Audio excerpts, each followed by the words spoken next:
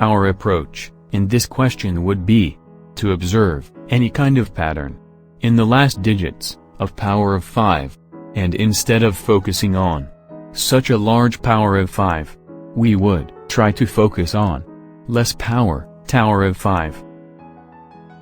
Now, let us observe the pattern. We care about the last 3 digits of the power of 5, so we can ignore 5 and 5 square, as they end with less than 3 digits. If you see carefully, then you will notice that odd powers of 5, that is 3 and 5, ends with 125, and even powers of 5, that is 4 and 6, ends with 625. Do not worry, we will prove it with the help of finite induction. So here is a proof with finite induction, or some people call it mathematical induction. So basically it means that if a statement holds true for a base case n, and also true for n plus 1, then it is true for all natural numbers greater than n.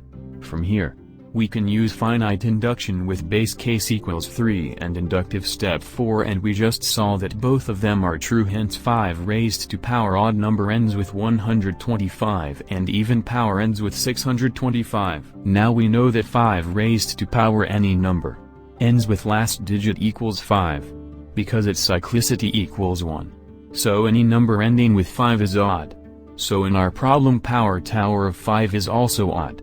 So now we can use that 5 raised to power odd number ends with 125, and 125 would be our answer.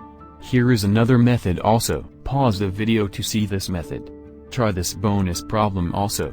Solution in description. Is it okay to understand with automated voice? Any feedback would be appreciated. Do not forget to check these interesting math problems. Sayonara.